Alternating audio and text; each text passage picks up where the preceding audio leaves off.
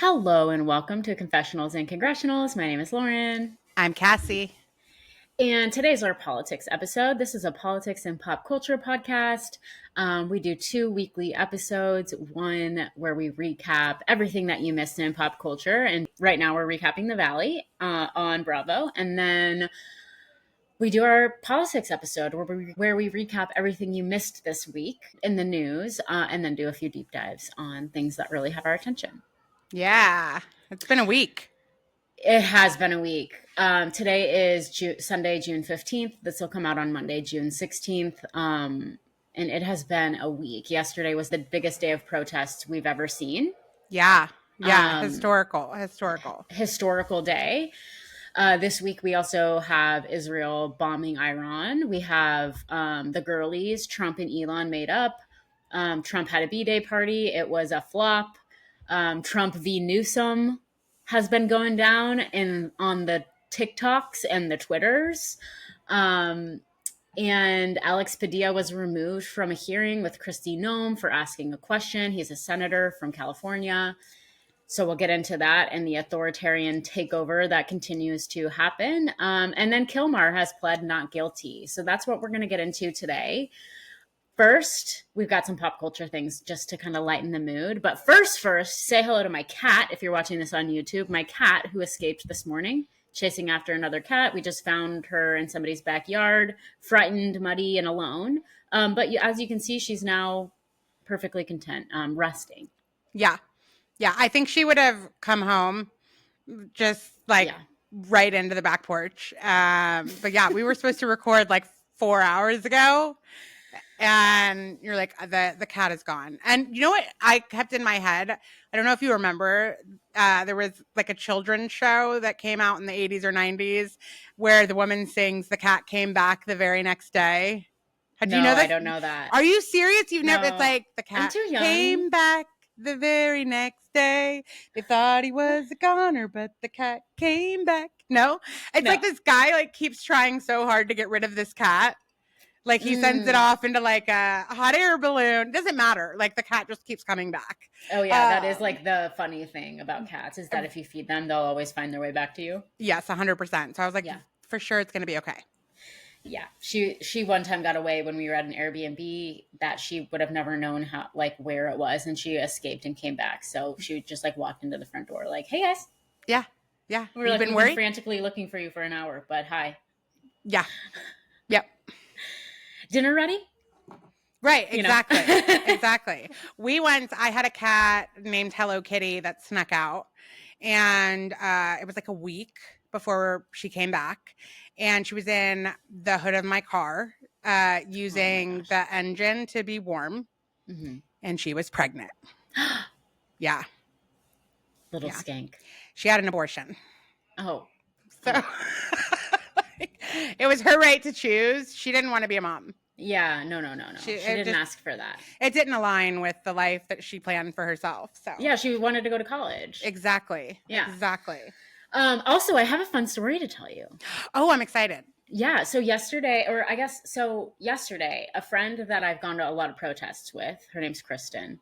She texted me a picture from Indivisible Charlotte's feed.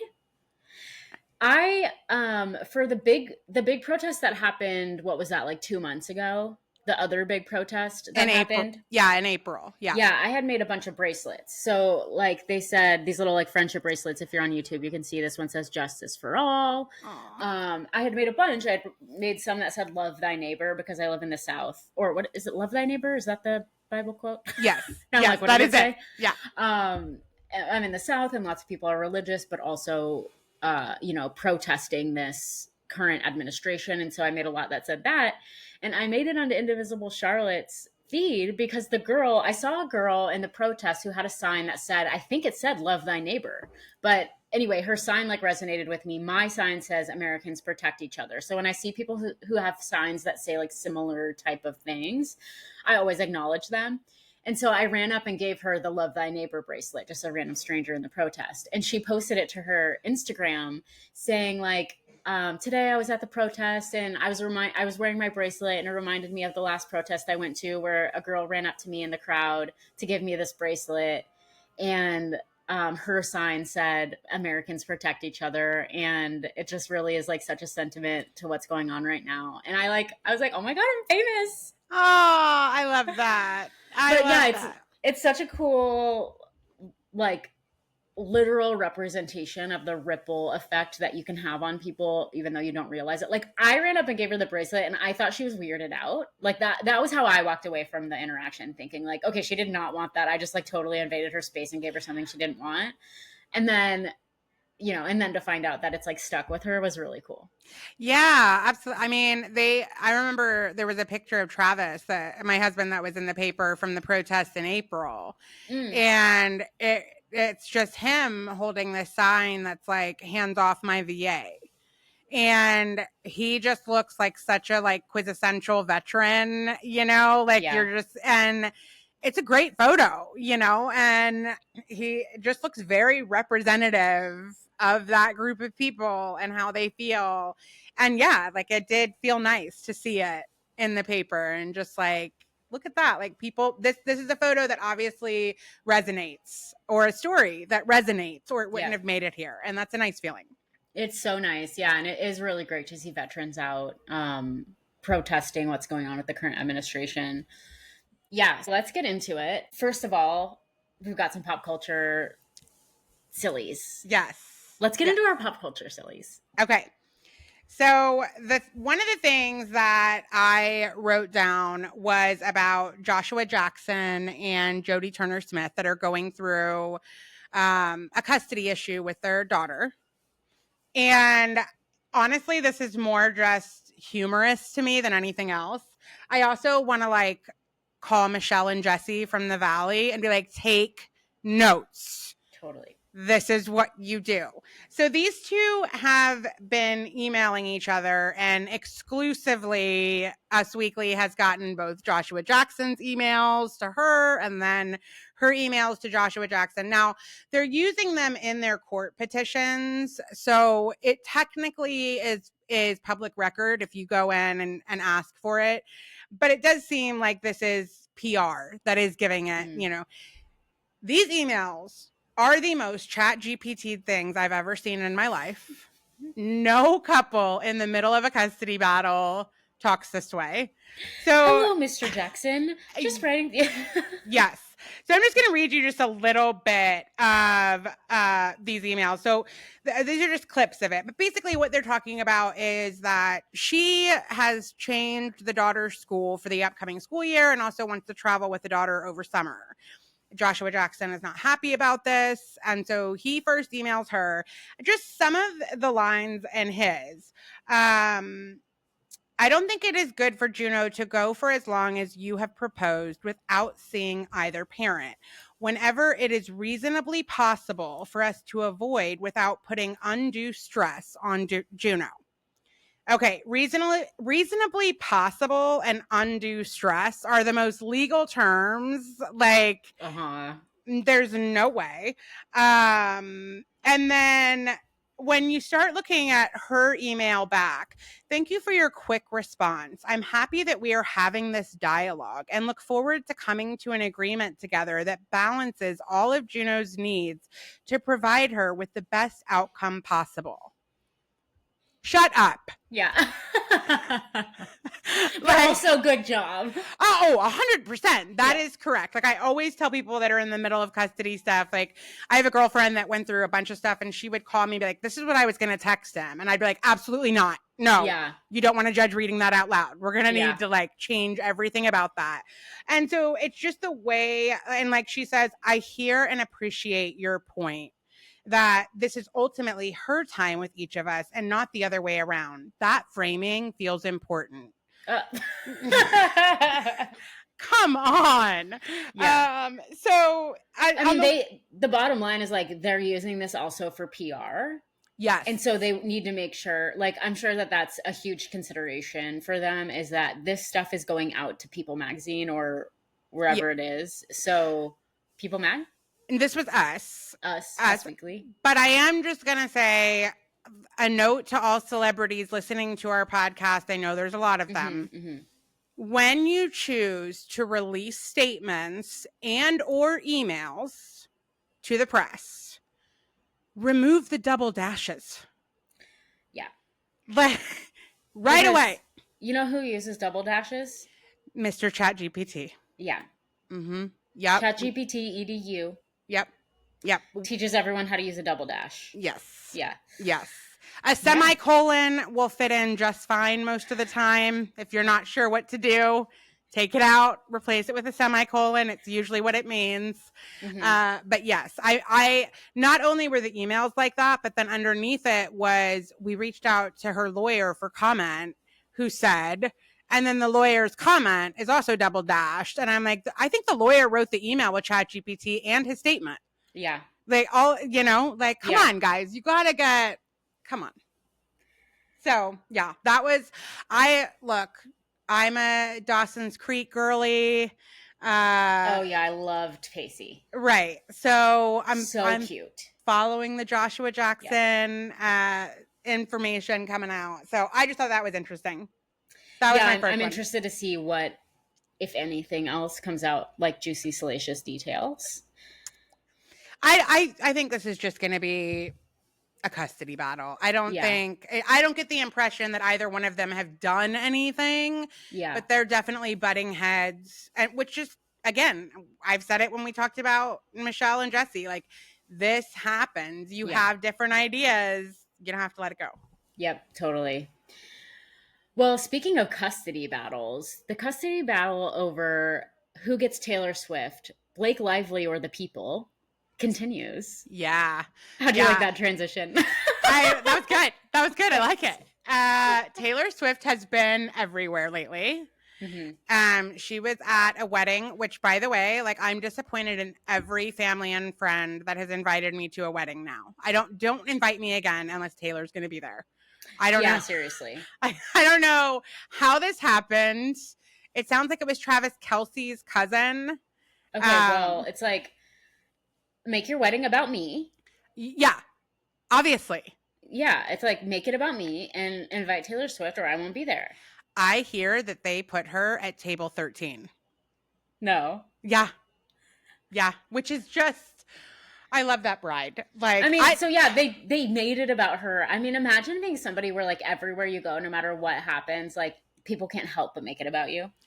If I'm the bride, I am changing everything about my wedding. Yeah. Everything is being redone to fit the goddess who is about to be among us. Your first dance song is Enchanted. Your father-daughter song is Daddy, I Love Him. Yes. And it's just the juxtaposition. Like, she goes to this wedding. She takes pictures with anyone that asks. Everyone says she is so nice.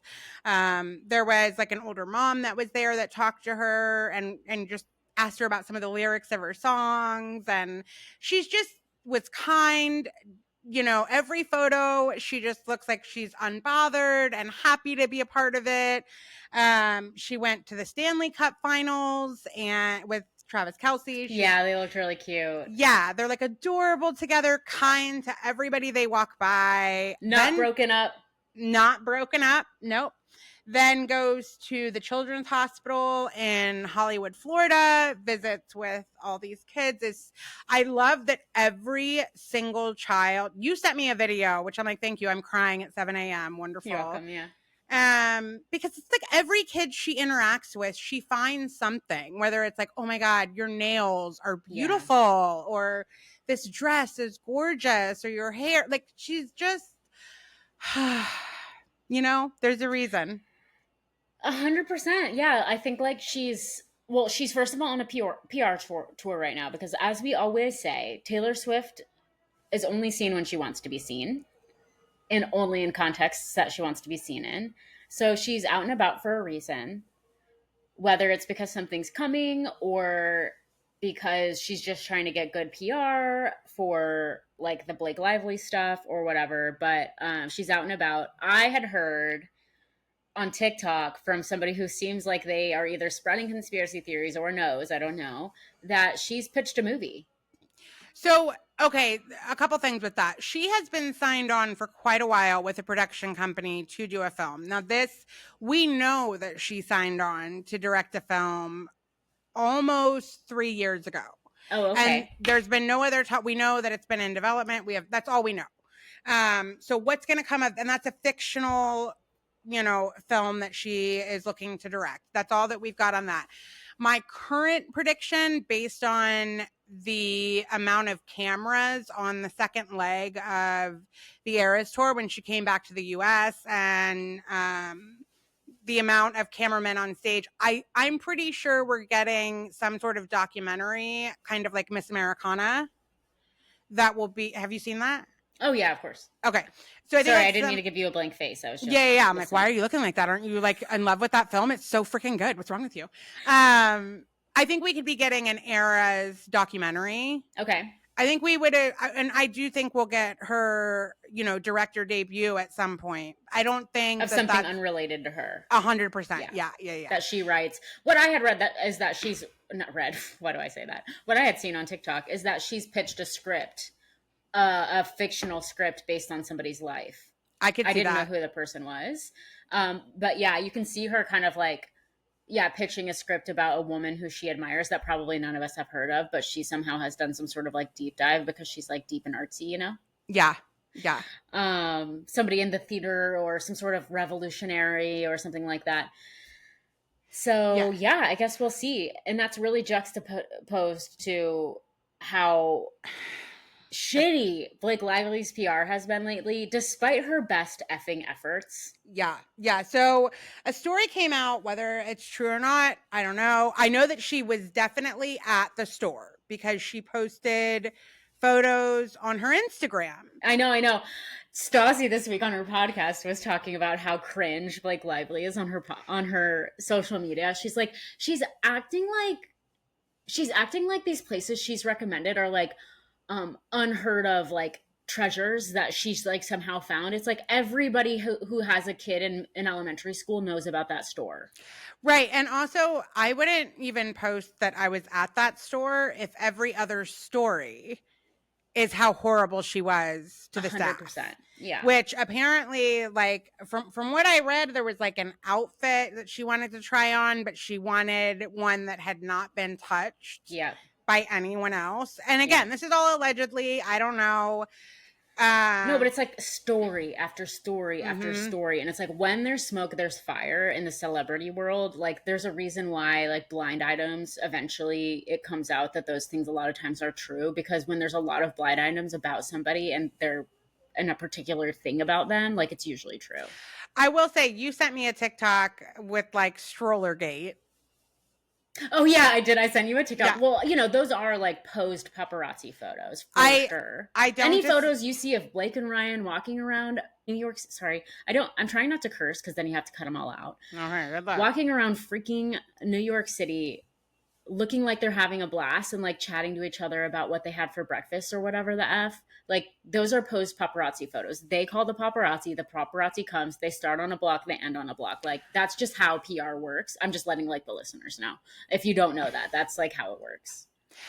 Okay. So the only thing, again, like I'm always,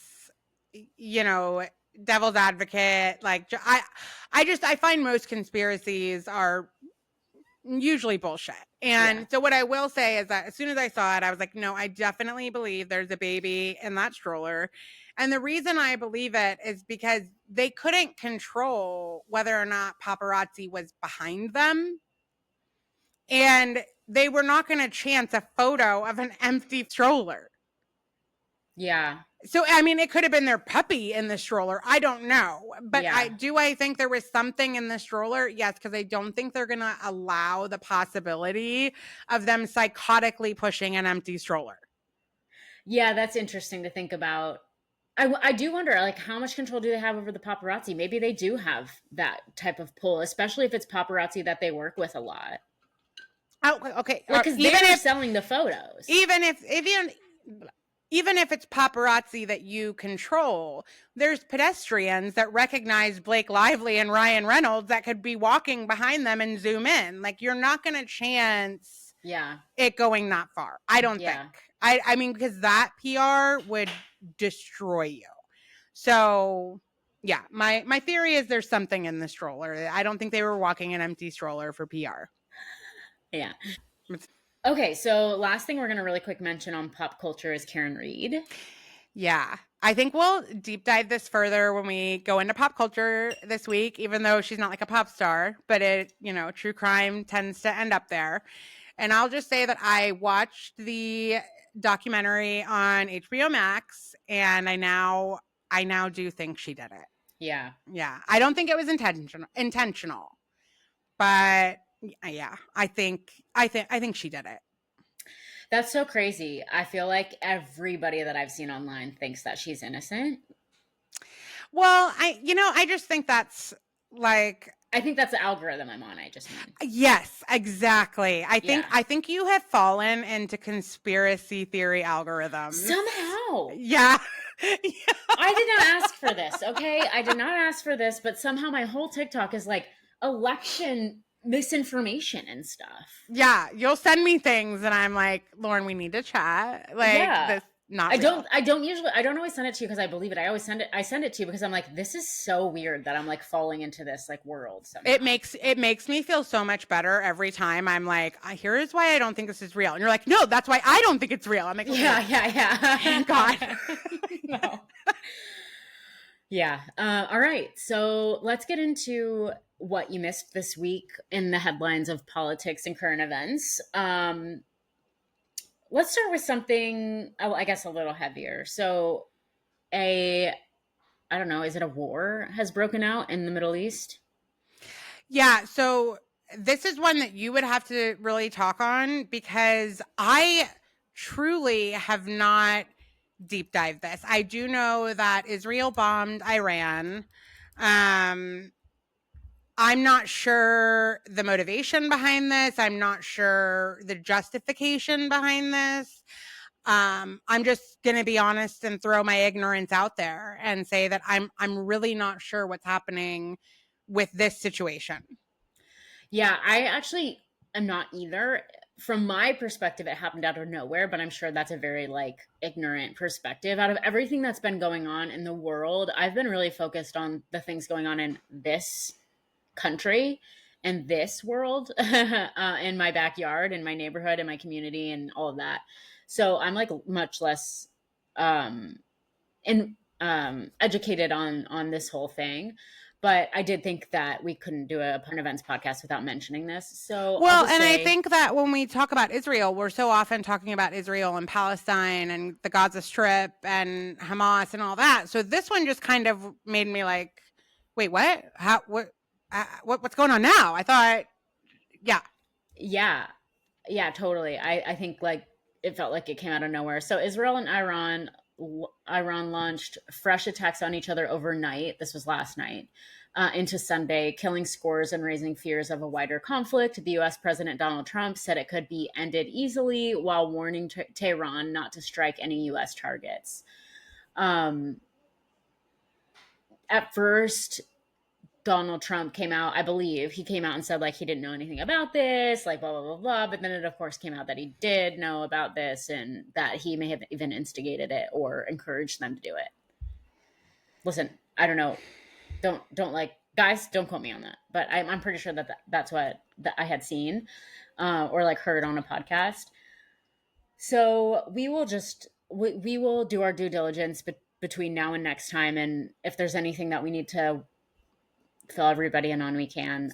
But yeah, that's what's going on in the Middle East. My gut is just like, are we going to deep dive this and find out it's just oil?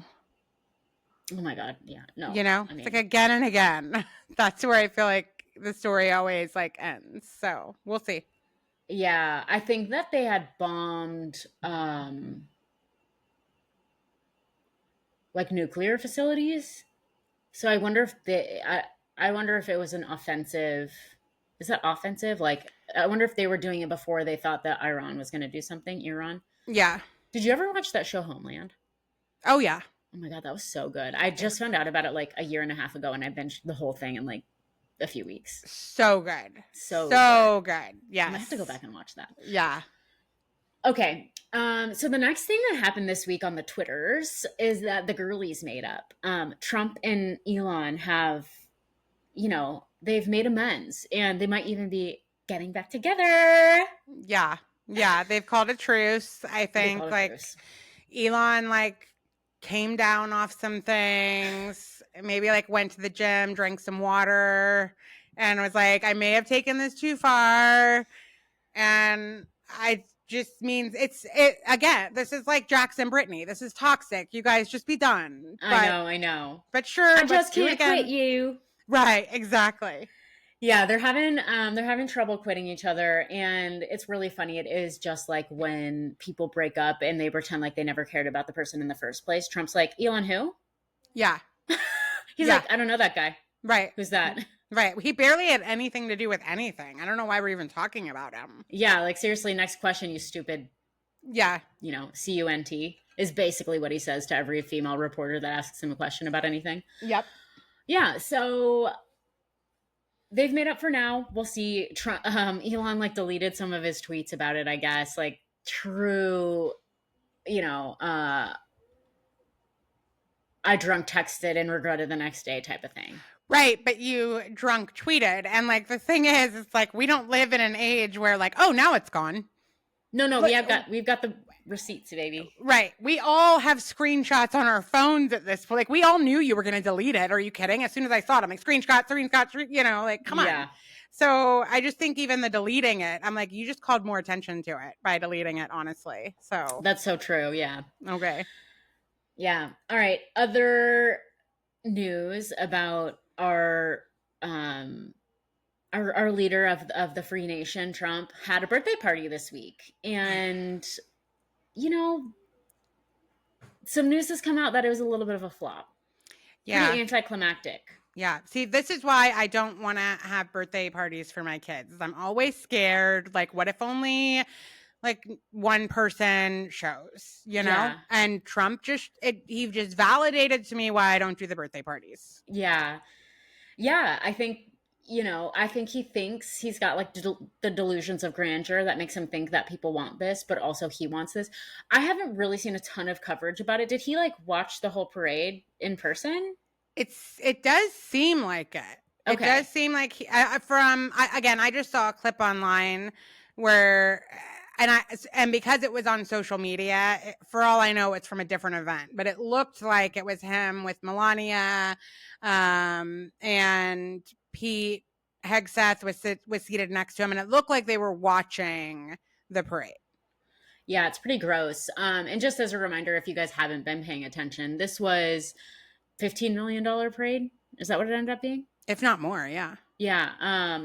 Of taxpayer dollars that went to this military style parade, sort of like a dictator would do for themselves, for his birthday / Flag Day. Well, he tried to make it that it was a military parade specifically to the Army. It was the birthday of the Army, if I'm not mistaken. And so he tried to do it under that. And what was interesting is that I had read an article where reporters were interviewing people that were there at the parade that obviously are Trump supporters, obviously voted for Donald Trump. But when they talked to them about why they were there, some of them didn't feel comfortable identifying as Trump supporters, even though they voted for him, and said that they were really there to support our military and to celebrate our veterans. And because, look, you say that and anyone's going to get behind it. We all support our veterans. We all support our soldiers. That sounds a lot better than I'm here for Donald Trump's birthday, Yeah. So I don't buy it. Bullshit, but sure. Yeah, and this was on the same day as all of the nationwide parades, and they actually canceled the DC parade. They kind of officially the people that were officially hosting the parade canceled it because they didn't want any violence to come out. The protest. Yep, sorry, the protest. So yeah, Trump threw himself a birthday parade is how it's kind of being framed, at least in the liberal media. I don't know if that's what he would describe it as or not. NPR is estimating that it's going to cost between 25 and 45 million to pull off this parade. And yeah, this happened on the day that all of the nationwide protests that had been planned for quite a while were happening. So the No King's Day has been planned for a while by, I think, Indivisible. They're one of them. Yeah. 5051 joined in with that as well. But yeah, a lot of big organizations. Yeah, a lot of big organizations. It happened in every state across the country, as well as I think some in Canada, as well as globally. People, Americans came together in different cities around the world, probably also citizens of those places to oppose Donald Trump. Yeah, I heard that And the like UK had to come up with like a different. They said no tyrants because like they have a yeah, king. because they got a They king. got a king, so they're like, maybe we change that just a tad. Yeah. At our local one, if you're watching on YouTube, I'll pop this up on the screen. There was a guy and a gal dressed up, and the guy was dressed up like Trump, like his face was like painted orange and he was dressed like an emperor, and the lady was dressed as the Lady Liberty, and Oh, nice. she was like, she had him on like a leash around his neck. I like that. I like that. I really loved that. Yeah. So that was very funny. People had pretty funny costumes and stuff. Here in Charlotte, they estimated that about 15,000 people showed up. Yeah.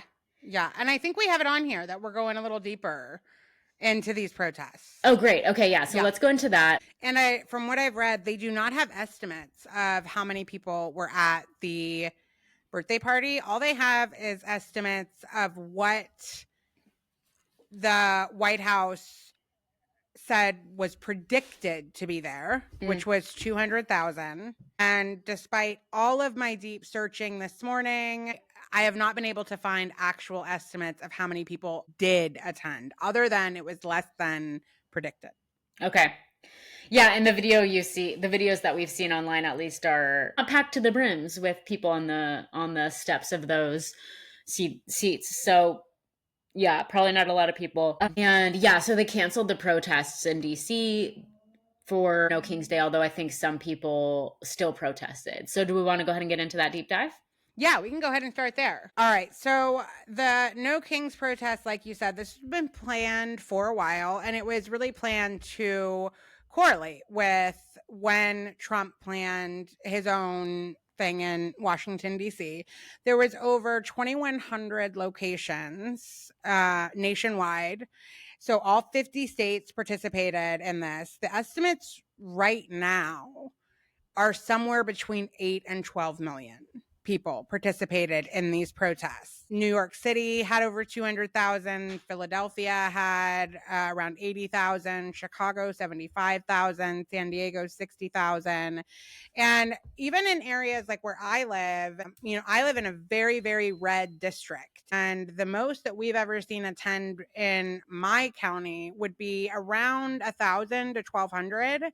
We had over 3,000 out yesterday. Yeah. And for our county, that is insane. Yeah, and you have to think, like, for everybody that did go, there were probably one or two people who weren't able to go. Like, I know you guys couldn't go, right?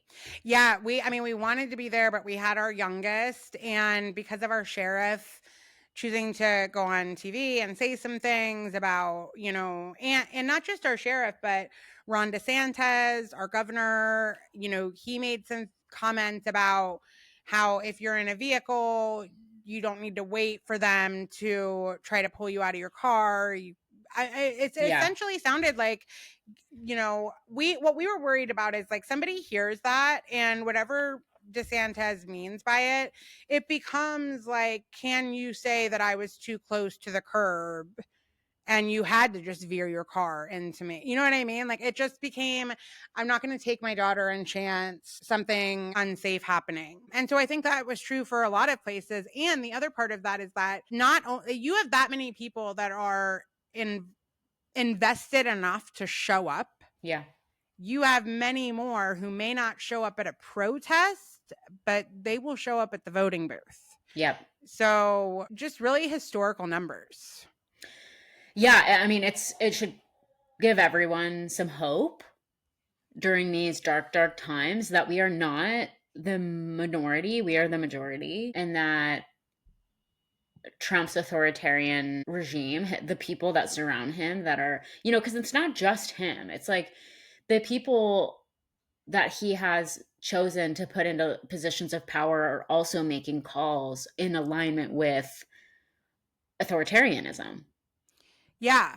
Yeah, absolutely. And I don't know if you listen to Pod Save America, but they had a woman on that you only need like 3.5% of the population to participate in sustained protest that does lead to change. Yeah. And that would be 12 million people here in Yep. America, right? And so for the numbers to be between 8 and 12 million, if we can keep that kind of momentum up, again, not every weekend. I don't think it's reasonable. You can't ask that of people, but No. the more that they plan these out and give people notice, and the more that this administration does things, I don't know that the numbers would have been what they were had all of the issues with ICE not happened, right? Yeah, we saw these like kind of historical protests happening all week in LA and protesting ICE, and like the Trump chose the wrong city to start snatching Yeah. immigrants off the streets from, because that is a city of immigrants for immigrants, and a state that depends on immigrants. And so those people were ready to fight. Yeah. And these were, listen, the ones that happened yesterday, these were all very overwhelmingly peaceful protests. Here in Florida, we did have the Proud Boys show up to a few to try to instigate things. And hats off to our local law enforcement who arrested them very, very quickly and moved in Nice. and were like, nope, we're not doing this. Didn't go for the protesters that were there peacefully, but instead went for the ones that were trying to instigate bullshit. Yep. So I'm And very another proud of thing them. that gal on Pod Save America said was that another page out of the authoritarian playbook is to send in people to instigate and to rile up the peaceful protests so that they can turn them so that they're not peaceful, then they can politicize it and they can put it on TV and all that kind of stuff. And we saw here also a little bit of violence and some people pepper sprayed or hit with chemical sprays of some sort. But it was after the protest was over, and I saw the video footage, and people were trying to rile the police up. Like, they were in their faces, they were pushing them, they were all that, doing all that kind of stuff. And it's like, for the sake of the movement, people need to remember that these need to stay peaceful. Like, you're allowed to be mad, but going after the police is not the right move. Going after anybody is not the right move. Like, stay peaceful, rise above it, do what you need to do to like calm your anger, because getting violence on TV and then allowing the right to politicize that is not what we need. Right. And even here, where our sheriff went on TV, where the protest happened, our sheriff has jurisdiction over these areas that are not part of the cities that, so unincorporated areas in our county. But where the protest took place would be the jurisdiction of Cocoa Police Department, not Brevard County Sheriff's Office. And videos I saw online was Cocoa PD taking friendship bracelets from people and Nice. fist bumping. And they wanted to make it very clear, if you're being peaceful, we're here to protect your First Amendment right to do so. And Yeah. we're not here for anything else. Yeah, I think that this idea that we need to be against the police because they're positions of power and we're afraid of people in positions of power right now. Like, I think that that's something that's going on where it's like, right now, I don't know if I can trust anyone in a position of power and authority with a gun. So, if they do anything that makes me mad or makes me feel threatened, then I'm on the defense. Yeah. Yeah. Yeah. There was also a shooting in Salt Lake City I saw that ended in one fatality and things like that. I think that it's sort of like that rule that nothing good happens after midnight. It's like nothing good happens after the protest ends. Go home. The rowdy people stay and cause trouble. Unfortunately, also at our protest yesterday, the chants that started the whole thing were Free Palestine, and I felt like, as much as I understand the sentiment, that's not what the march was about. And I'm afraid also that anything that focused on that would be politicized and Yep. by the right. And so we kept trying to do like counter chants, just to kind of like try to overtake that message, because also that message can really be alienating to people that are there. Yeah. So anyway, yeah, just kind of it's difficult times. And what I was talking to my friend about that was there is like, once again, like, where the hell are the Democrats? There are only a few of them that are really speaking out and making a point. And it's like, you guys, they talked on Pod Save America this week about how, like, while the thing that happened with Senator Padilla, 2 hours later, Kristi Noem was on Fox News spreading lies about what happened, saying, well, if he would have identified himself, then blah, blah, blah. And it's like that, those were the first words out of his mouth. Everybody be really clear. Senator Padilla, when he got taken out by the FBI or whoever was there, the FBI, I think. Yeah. He said, I'm Senator Padilla from California. Those were the first words out of his mouth. And I have a question. Those were the first words out of his mouth. He was taken down and taken out of the room. That is a move to silence opposition. And like taking a senator out of the room because he's going to ask a question that's going to make you look bad. Yeah. Or that challenges the narrative you're trying to get out is so messed up. And I'll put shots up on the screen of exactly what happened here too. But that Kristi Noem was on Fox 2 hours later spreading lies about how he didn't identify himself. And they were like, on Pod Save America, they're like, meanwhile, the Democrats are waiting for 5 days until all the polling comes in so they know exactly how to message this. And it's like, just effing say something at this point. Like, get out there, be a Newsom. Like, for once, Governor Newsom is like, he's making a comeback in the eyes of the people because at least he's doing something. Yeah. Yeah. Which is, like, for me, sad because I'm like, then if he's the only one doing it, then that's who becomes the new face, and absolutely nothing will change if he were to be elected. I know. I know. I mean, it's infuriating. It is. It really is. It's like the fact that he's the one saying something and getting all of the attention right now and the only one like bucking up against Trump. And of course, it's like, yeah, he has the fourth biggest economy in the world. He runs California. He has a lot of leverage. The US would be screwed without California. Like, we need them. So like the economy and stuff. So it's like he has the leverage and the ability to like make a stand and everything. But it is frustrating that he's the only one getting attention for it. Yes. Yes. But gotta love it. Well, at least somebody is doing something. You know what I mean? Like, yeah. I think every other Democrat should take note. Like, unless you're willing to all hand it over to Gavin, get in there and start speaking up. Yeah. Yeah, it's really frustrating. And speaking of Governor Newsom, so are we done with the protest part? Yes. Okay, so speaking of Governor Newsom, he has been him and Trump have been butting heads all week. It's been actually pretty funny because he's not backing down. He's not mincing words. He's not beating around the bush. He's saying it exactly like it is, which is, we have peaceful protests in LA. That is everybody's right to do so. They're doing so because your administration is arresting, like taking people off the street, people in plain clothes, not identified. And when we think about the shooting that just happened in Minnesota, which we're going to get into, and the fact that that guy was quote unquote, impersonating a police officer, like, you can't trust anyone. So the fact that people in plain clothes are snatching people off the street, like, that could be anybody. That could be anybody that bought a bulletproof vest on Amazon and called themselves ICE. Like, anybody could be dressed up like that. Like, this is not okay. And they're protesting that, as they should. Governor Newsom is saying, like, this is their right to do it. We did not ask you to send in military forces. You sent them in anyway. That is against the Constitution. That is unconstitutional. And we are going to sue your asses for that because we don't want them here. You are trying to escalate a situation that is peaceful. It's also very anti-Republican ideals, which is all about states' rights, and so... Allegedly. Mm-hmm, you take away their autonomy, their decision, and what they want to do to handle a situation by making the federal government be the ones to decide when you need to call in the National Guards. Like, that's not how things generally work here. Yeah. Yeah, so he's been fighting back, and he's putting out ads in Texas. Did you see this? Yes, I did. Did I send that to you? Yeah, and again, for me, this is just, I can't help it that I'm like, I'm just watching his presidential campaign unfold before my eyes. And I know. Yeah, and as much as I like it, like, I love the pushback against Donald Trump. I am just very disappointed in other politicians that I think would do a lot more for this country and have always stood by those ideals, that are being quiet because they just want to see whether or not votes will swing that way. And it's just disappointing.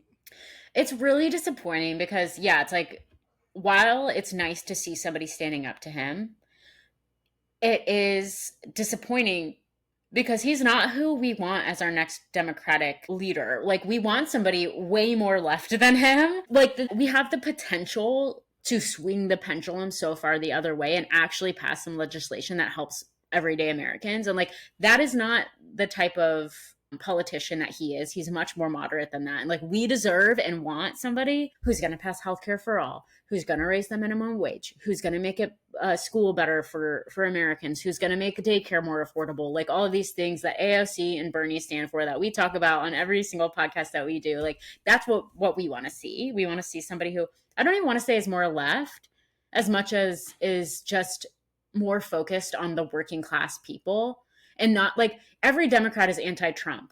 They're just not saying it right now. It's like, Right. but they all feel that way. It's not like he's alone in that. Right. Anti-Trump is not what we want. We want pro working class people. Yes. Yes. For me, Gavin Newsom is just someone who is going to keep going for like just court votes. And Yeah. it doesn't really matter. Like, he'll say what he needs to say to court votes. And I don't think it will lead to any big policy changes or reform. And I'm sick of that. I don't want, and I think most Americans are. That's how they bought into Trump. So I'm not here. Yeah, I know. I feel like excited because at least somebody's doing something, but you're right. It's not the somebody we want. But I have been laughing at all the TikToks and people being like, he's a sociopath, but he's our sociopath. Yeah. All the Californians. Yeah. Yeah.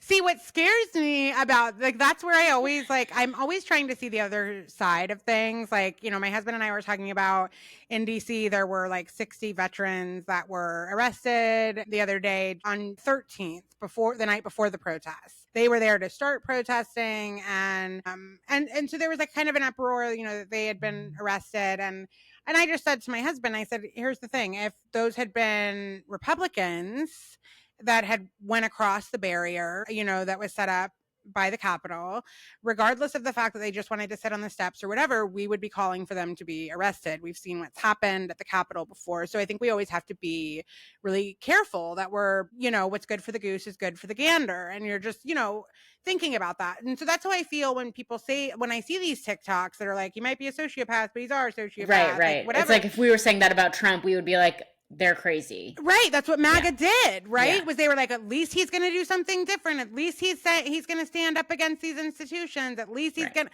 you know what I mean? So I'm always like trying to be careful that we don't go the same way, a different direction. You know what I mean? Yeah. Such a good point. So, yeah. All right. Well, fine. Way to rain on my parade. That's what I'm here for. Speaking of raining on parades, there was an act of violence this week against some Minnesota lawmakers, and it's really sad. Senator John Hoffman and his wife, and Representative Melissa Hortman and her husband. Her and her husband have passed away. Senator Hoffman is still living, as we know. As far as we know, Hoffman, and we know that his wife is Yvette. Alert and awake. Yeah. Okay. And then we know that he made it through surgery. They've been trying to pull him off of anesthesia, and we're kind of waiting for an update. Okay. Yeah, we are really hoping that they pull through. We would be hoping that pretty much anyone pulls through. I do say pretty much. And this was an act of violence against, like, an act of political violence. So I know you've been doing a deep dive. Do you want to kind of go into what you found? Yeah, absolutely. The person they're looking for right now is Vance Belter or Bolter, depending on which politician you listen to. It's Boelter. And what we know happened is that around 2 a.m. on Saturday morning, there was a 911 call that came in that there had been a shooting at Senator Hoffman's house. Senator Hoffman was there with his wife, Yvette, and they also have a daughter that was there that is in her early 20s. It sounds like Yvette threw her body on top of her daughter to protect her. She's special needs. Someone there was able to call 911. Police came to the scene, found them, and instinct just told them, let's go check on Representative Hortman, who we know lives close by as well. They went to Representative Hortman's house. When they got on scene, there was a police car what looked like a police car in the driveway with police lights, and there was what looked like a police officer exiting the front of the house. As soon as police engaged with this person, they opened fire. And then that person was able to go back inside the house. Police thought that they had barricaded themselves inside the home, but really he was able to get out the back door and fled on foot. When police were able to get inside, that is when they found Representative Hortman and her husband were shot and killed. The Ring video shows that he was dressed. I mean, there's no way you wouldn't have thought this was, you would have 100% believe this was a police officer at your front door. I mean, all the way down to the police issue flashlight, the whole thing. Like, he looks like he is a cop. He's got a badge on. He's also Was he wearing a mask? Yes, he is wearing like a skin latex mask. Yes. He's wearing a mask. It even has like wrinkles in the forehead, to look like a bald old man.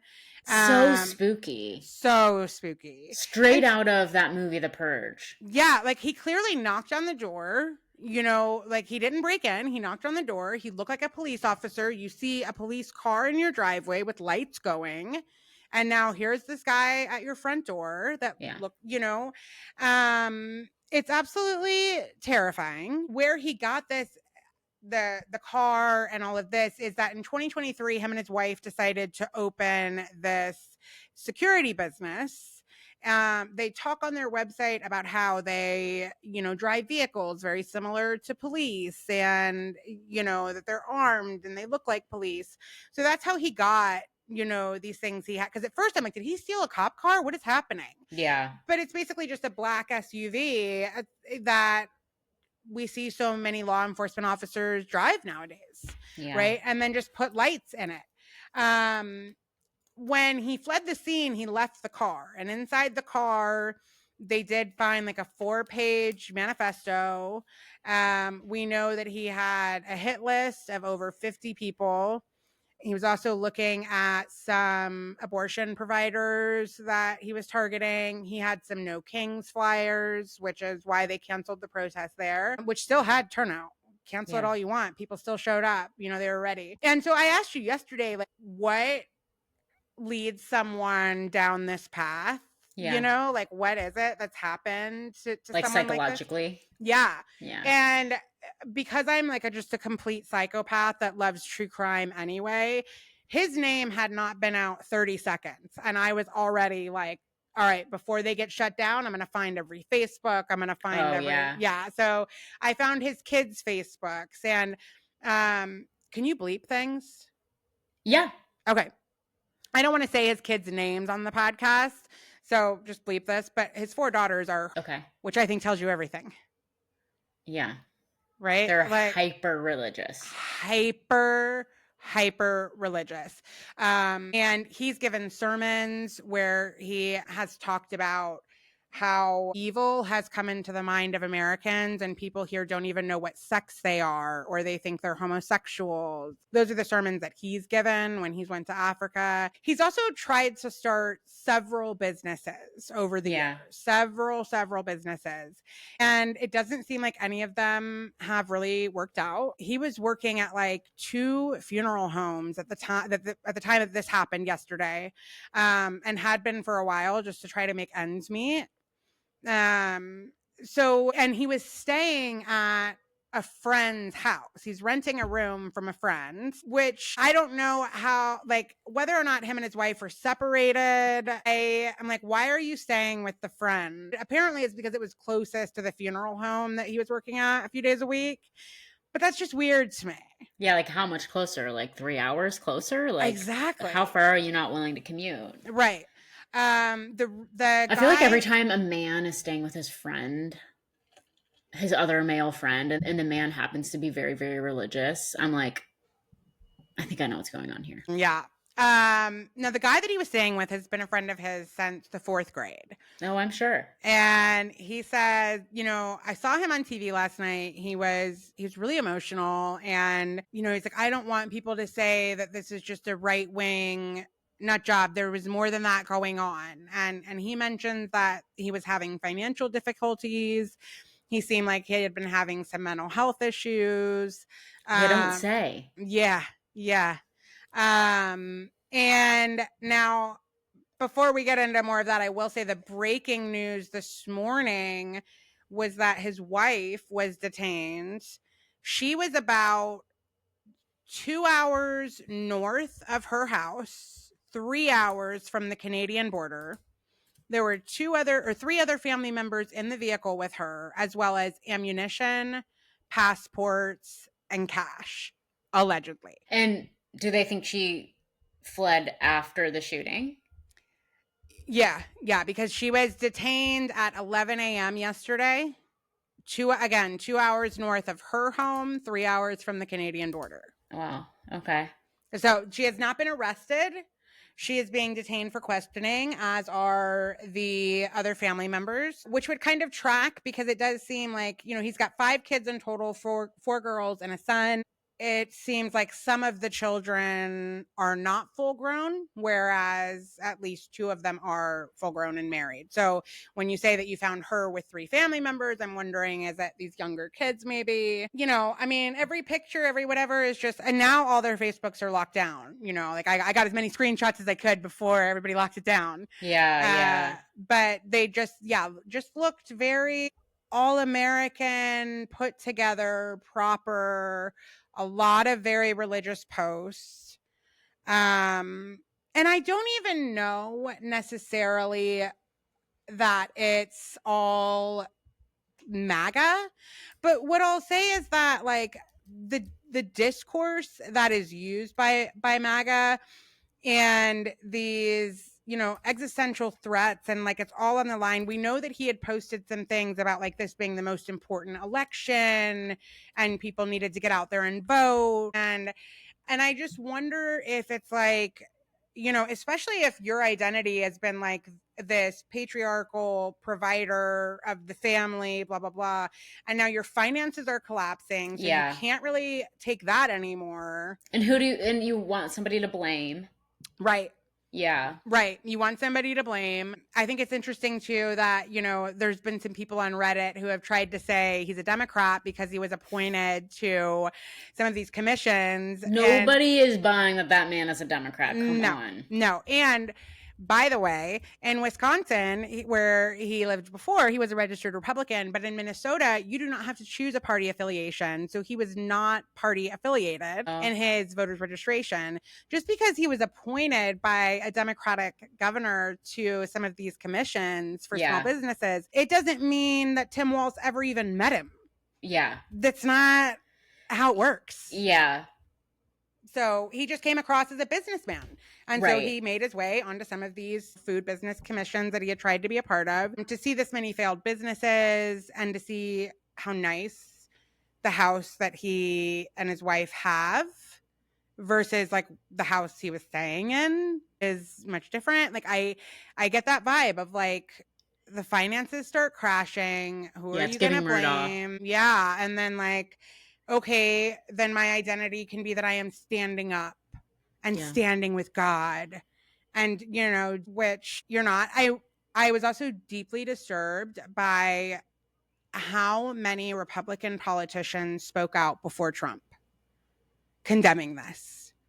Even Speaker Mike Johnson yesterday, when he released his statement, one of the first things he said was, "It's vital that every leader speak up." And I thought, you could just say Donald Trump. Yeah. That's what you mean. As that we should be hearing from our president, who should be clearly stating there is no room, no excuse, no. Because if he doesn't condemn it, he is allowing it. Mm-hmm. And the people that are going to act radically on his behalf, quote unquote, or on the Republicans' behalf could be pardoned. Like the January 6 people, like these people, if they're not held accountable for acts of violence, then they are basically saying, we're okay with it. We will turn a blind eye, and we might even pardon you. And look, this is again where I tend to get on the other side of things. And I have not loved all of the support around Luigi Mangione. Yeah. Because the thing is that I understand that it's like, listen, we are sick of the way health insurance has learned how to profit off of all of us being like, I get that. And we feel like we're on the right side of that. But I guarantee you there are people that are anti-abortion that just as deeply and just as firmly believe that they are on the morally right side. Yeah. And this is never okay. This is never okay. Yeah. Listen, if Luigi was a old white Republican, people wouldn't be quite as excited. Yeah. He's hot, okay? Yeah. Yeah. That's the thing. That is why everybody likes him. Well, yeah. And also, people are sick of certain things. Yes. Yes. And so I just think it's always important that, like, if you want to be able to, like, maintain that moral high ground and be outraged, like, you have to be willing to do it either way. Yeah. I know it's tough because on this side, it's hard to imagine that they have the same convictions that they are doing the right thing. Like, we just see them as being delusional and evil. Right. Yeah. Yeah. But I mean, religion is it's a tough thing when your entire belief system about everything is wrapped up in something like this. And MAGA has been able to capture that in a really scary way. And I know. It's like, it is like a sickness. Yeah. This kind of like evangelical Christian, white Christian thing that's happening here. It is a cult. They are convinced, that they're doing the right thing. But from the outside, it does seem just like so crazy. Yeah. And the cognitive dissonance and ethical and moral blindness that these people have to their own actions and to their own beliefs, I can't understand, and it's difficult to justify and understand. But we do also have to understand that, like, fighting that with more violence isn't the answer, I guess. Yeah. And I think this is, from everything I've read and heard, it sounds like both of these elected officials were just, really, really good people. I know. She's been, in politics for many years and is beloved by people on both sides of the aisle. Their parents, and you're in your own home, and it's just, it's really sad. It's really heartbreaking. I would be really surprised if we don't find out at some point that there's some sort of domestic violence in this home. Like, it's just, history, just again and again and again, we tend to see it. And so I have a feeling, like, again, pictures. It's always a white man with a superiority complex and a history of domestic violence. Yep.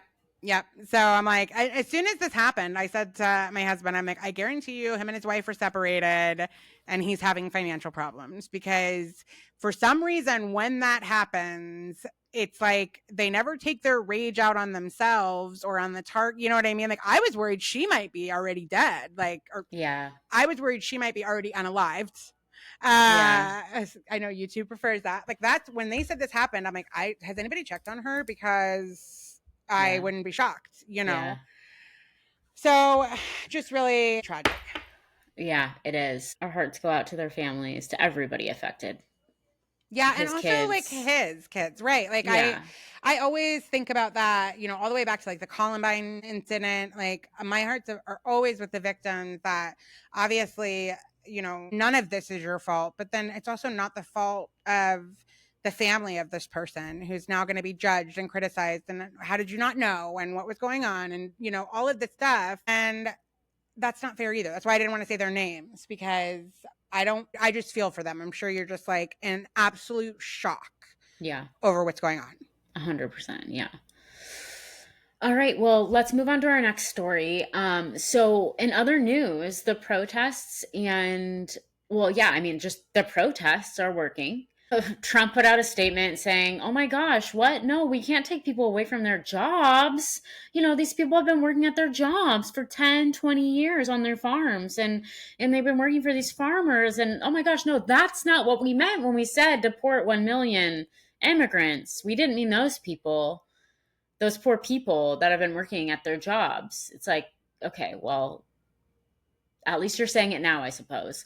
So that's Trump has kind of backpedaled. That's not. I don't think that's because of protests. That's because farmers typically vote Republican, and you are fucking with farmers now. And that has been a demographic that he's been able to keep on his side. And if you start coming for the people that they employ, by paying them a wage that the average American could not accept. Yeah. So I think that was him, I think, trying to assuage the farmers who were starting to get really, really nervous about how they were going to be able to afford to keep things going. Yeah, because there have been some farmers that have come out who, of course, voted for Trump, who are like, my employees have been deported, and they're not just my employees, they're my family, and they're totally fine with $3 an hour. I don't know, like, can we get them back? Like, yeah, seriously. So it's despicable all around, but at least the ICE has been directed to pause immigration arrests at farms, hotels, restaurants, etc., sources say. So we'll see how that goes. I think there's this thing happening where Trump has insisted that we have to hit this quota of how many people that we have to deport. And so his cronies are doing everything that they can to make that number possible. And that means deporting people who have families here. That means deporting people who have been here for 20, 30 years. That means deporting your friends in your community, the people that work at the convenience store, the people that work at the gas stations, at the farms, at the hotels, taking jobs that you will not take with wages that you will not take. And communities in rural Missouri and in other places that are deep in Trump country are losing members of their community. And now they're like, wait, what? Well, and you tried to convince us that it was all criminals, like all of them are criminals, and that's what you're trying to get out of here. And again, like when you can't hit your number with that, then you have to go to like the Home Depot parking lot and farms to like find people that are just trying to like live and be responsible. And it's just like with this guy, in the shooting, there will be plenty of MAGA that will say that's not representative of who we are. What this guy did is not, that's just like a one-off. He's just crazy. He is just like, it's not part of who we are. But they won't use that same argument when they can find one immigrant that murdered someone. And then that becomes like, it's all immigrants. So we need to get them all out of here. Like you're so able to see this as like, this isn't representative. But if you can grab a hold of that, then that becomes the narrative you spin.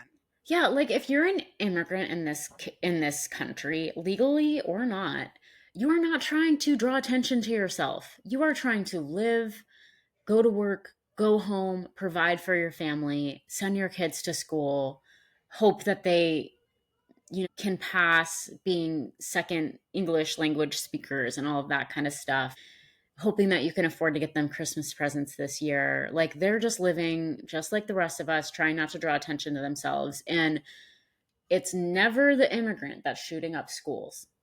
Nope. So when are we actually going to address the issue? Well, we're not taking anybody's guns. I mean, come on. We need to have a well-armed militia. I mean, obviously, that's important. Right. All right, moving right along. Our last story, I believe, is that RFK. Let's go. Oops, Freudian slip. RFK Jr. has removed all the members of the CDC panel advising the U.S. on vaccines. This is a thing that he promised not to do during his congressional confirmation. His congressional confirmations, and yet he has done it. He will likely replace this panel with a panel of anti-vax people to continue his plan. Get your immunizations while you can, folks, while they're well studied, because as much as these people want to say that they're just for quote unquote safe vaccines and all of that kind of stuff, like the vaccines are as safe as they can be. They are researched. They are put through a bunch of tests and stuff like that. Like this is as safe as they're ever going to be. Yeah. Safer vaccines are not coming under this administration. So get them now. No, I mean, I had a friend, a few years ago, it's about probably 10 years ago now, that, I remember she passed away a few hours after she gave birth, and it was from the flu. And I had seen her about 2 weeks before she went into labor, and she had talked about how much she regretted not getting her flu shot because she was starting to get sick from the flu. And that was when H1 was going around really bad. And, she passed away. I started like telling people, I will take you, I'll drive you to get your shot, I'll pay for, like, we have these things available, and there's always going to be that one-off risk, but it is not as big as the risk of not getting vaccinated against so many things. Yeah. I mean, the fact that we have an HPV vaccine, which 70% of women will catch HPV at some point in their life. Yeah. Your body will usually fight it off, but if it doesn't, it leads to cervical cancer almost every time. The fact that we have a vaccine for men and women to get as teenagers now to end that, I mean, that can reduce the HPV rate by 70%. It's insane. So yeah, it breaks my heart to think about just all of the unnecessary illness and pain that could come from buying into the misinformation and not getting immunized. Yeah, I think that this is a problem for a couple of reasons. First of all, this administration has instilled fear and doubt in the minds of people who were otherwise not anti-vax, who were otherwise maybe not super informed about vaccines, but had gone along with the recommended vaccine schedules. And so it started to instill that sense of, wait, is there something I'm missing here? Do I need to be more worried and more cautious about vaccines? So there's that. So that's going to lead to less people getting vaccinated. Then we have like the true anti-vaxxers. They were going to try to not vax no matter what. And then there's the people who want to get vaccinated, who can't afford it or don't have access wherever they live, that Medicaid and other services like that got those vaccines through for. And so then there's that whole population. And so overall, we're just going to have a country that is less vaccinated than it was before for numerous reasons, whether it's because people can't get them or because they're afraid of them or don't want to get them. And these seeds of fear and doubt that get instilled in people, and then the rabbit holes that people can go down on the internet, that creates populations of people who are now afraid of a safe, the best like preventative medicine we have. It's going to take a really long time to undo this damage, Yeah, this week I think I don't know if it's pronounced Ananda Lewis. She was one of the previous hosts of Total Request Live on MTV. She passed away from breast cancer, and she chose to not get any chemo or radiation. She wanted to go this all natural route and had read up on all of it. And, I think it was like 6 months ago, said that she regretted that she had done that. That she didn't listen to her doctors that were telling her this is what you need to do. But she had believed the things that she had read, and, then she passed away. And it's just tragic because you can find information to validate whatever belief you want to have if you try hard enough. And I just wish more people understood, like why not believe the majority that has went to school and studied this and it's peer reviewed, and please, Yeah. versus a YouTube video, please. Yeah. From an influencer. Right. Yeah. I know it's tough out there. So stay informed, stay educated, trust experts, and we'll see y'all next time. Sounds good. Have a good day. Bye.